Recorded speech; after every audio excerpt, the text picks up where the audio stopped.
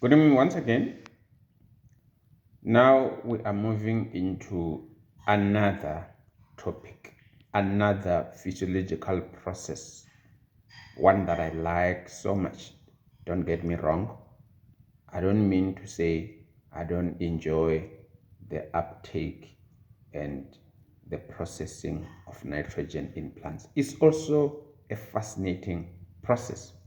But this process that we're just about to embark on, just understand, life hinges largely on this process because it is the process that enables plants to be able to access carbon in the form of carbon dioxide from the atmosphere. And remember, it is these carbon atoms that forms the backbone of each and every important organic molecule of life. You look at the amino acids that we've just been talking about, they've got carbons. You look at the nucleic acids, the backbone carbons. You look at the carbohydrates themselves, which are the products of photosynthesis, the backbone carbons. You look at the lipids, the backbone carbons. Now, this process enables the plants to be able to access carbon from the atmosphere.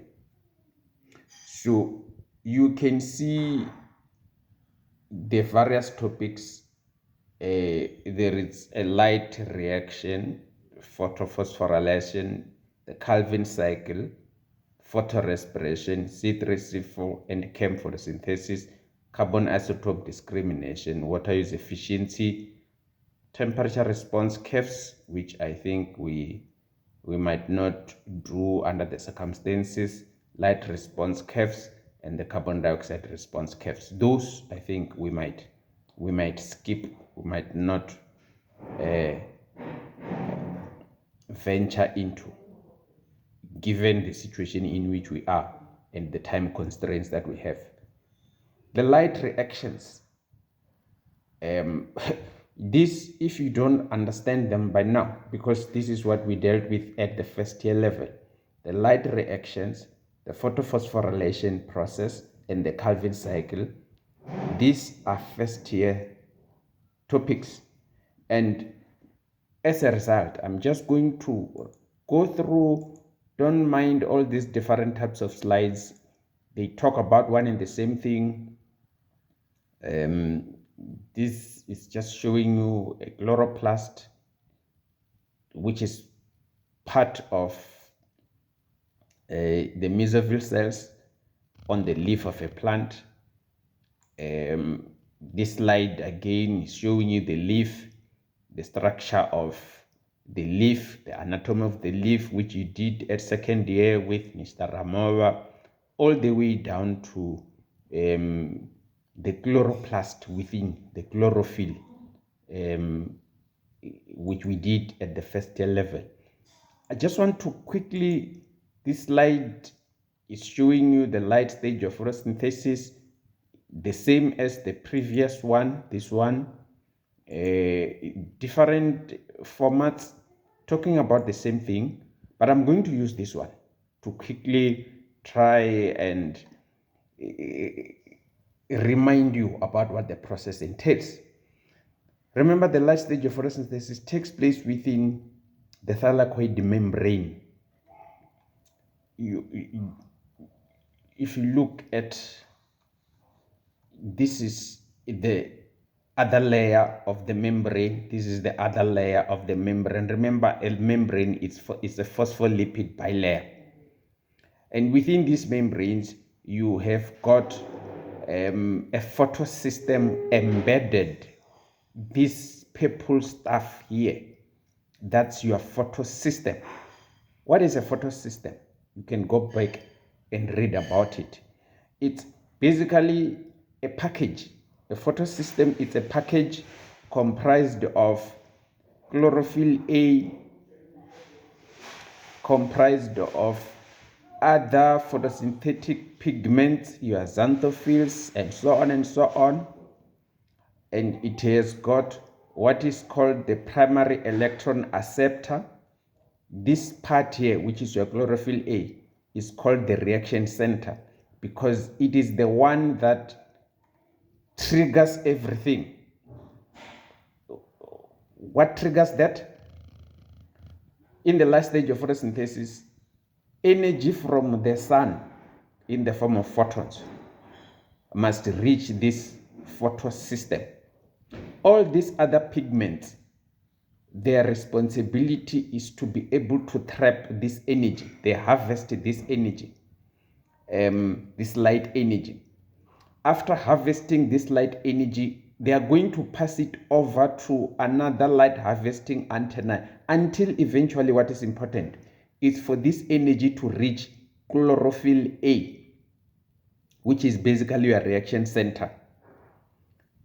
So this is a photosystem. On the other side, you will have another photosystem. This is called photosystem 2, and then the other one is called photosystem 1. The two photosystems work together and simultaneously. They are all embedded on the membrane of a thylakoid. Now, once chlorophyll A receives energy from the sun, the electrons in chlorophyll A get so excited because of this high amount of energy that they receive from the sun. The electrons get so excited, so energized, such that they can't stay on a normal electron orbital within chlorophyll A, and then they will escape. You can see an arrow showing you the electrons escaping there with the letter E. These electrons will be accepted by the primary electron acceptor of photosystem 2.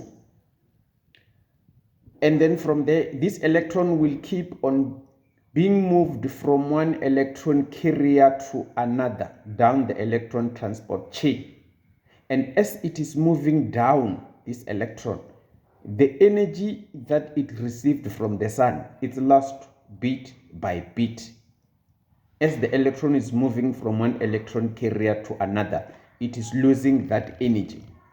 And that energy that is lost, it's losing. Remember, the energy that is losing is the energy that in the first instance it obtained from the sun.